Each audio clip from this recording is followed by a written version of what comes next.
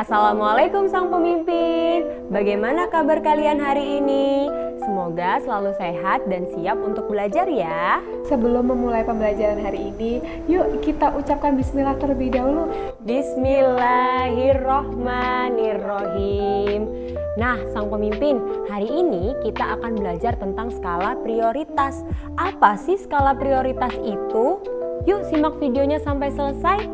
Sang pemimpin, Allah berfirman dalam Quran surat Al-Mu'minun ayat 1 hingga 3 yang berbunyi yaitu, sungguh beruntung orang-orang yang beriman, yaitu orang-orang yang khusyuk dalam sholatnya, dan orang yang menjauhkan diri dari perbuatan dan juga perkataan yang tidak berguna.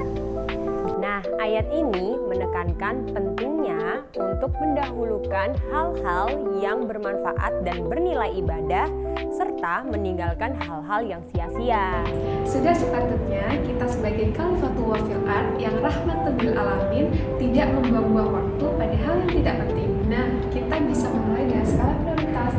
Betul sekali Ustazah. Dengan skala prioritas, kita bisa menentukan mana kegiatan yang paling penting dan kegiatan yang tidak terlalu penting untuk dilakukan. Melalui skala prioritas ini, kita jadi bisa mengatur lebih bijak dan tidak terlalu buru-buru.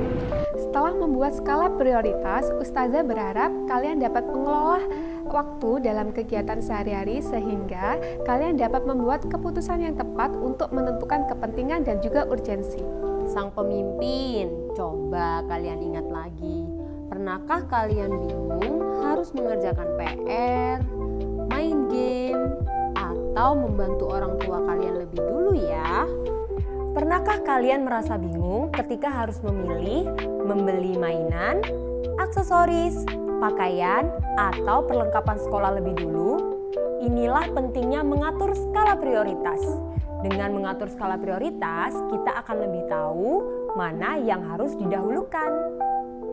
Contohnya seperti ini, Aboy mempunyai beberapa kegiatan yang akan dilakukannya hari ini. Yang pertama, mengerjakan PR matematika karena besok adalah waktu pengumpulannya.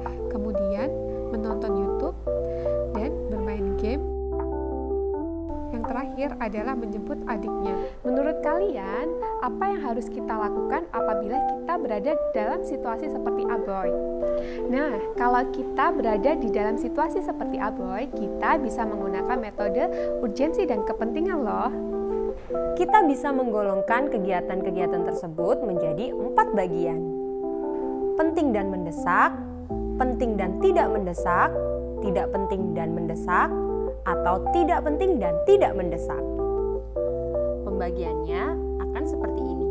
PR matematika adalah hal yang penting dan mendesak karena harus segera dikerjakan. Menjemput adik adalah hal yang penting dan tidak mendesak karena bisa didelegasikan atau digantikan oleh orang lain. Kemudian, bermain game adalah kegiatan yang tidak penting tapi mendesak apabila kita sudah janji dengan teman. Kemudian menonton YouTube adalah hal yang tidak penting dan tidak mendesak. Sekarang kita coba bantu Alia untuk memilih prioritas hariannya yuk.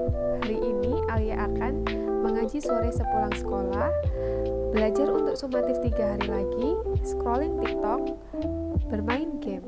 Sang pemimpin, sekarang coba kalian bagi kegiatan Alia sesuai dengan 4 golongan yang ada dalam skala prioritas. Mengaji sore sepulang sekolah adalah hal yang penting dan mendesak karena sudah terjadwal dan ada janji dengan guru mengaji. Yang kedua, belajar untuk sumatif adalah hal yang penting tetapi tidak mendesak karena sumatif akan dilaksanakan 3 hari lagi. Yang ketiga, bermain game adalah hal yang tidak penting tetapi mendesak apabila sudah janji dengan teman. Yang keempat, scrolling TikTok adalah hal yang tidak penting dan tidak mendesak.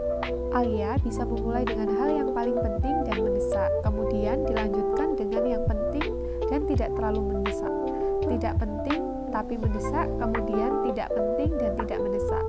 Kalian juga bisa menerapkannya ketika bingung menentukan hal yang perlu didahulukan.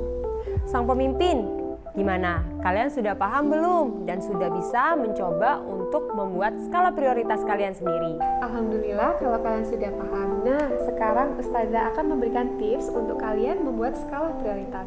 Yang pertama, buatlah daftar kegiatan kalian dalam satu hari. Yang kedua, gunakanlah warna dan juga simbol agar menarik. Yang ketiga, tanyakan pada diri kalian sendiri, seberapa penting sih kegiatan ini untuk dilakukan? Yang keempat, gunakan waktu dengan bijak, bukan hanya untuk hal-hal yang menyenangkan saja. Jika kita pandai mengatur prioritas, hidup akan lebih teratur, belajar jadi terasa lebih ringan, dan waktu bermain juga tetap ada. Sampai jumpa dalam video berikutnya. Wassalamualaikum warahmatullahi wabarakatuh.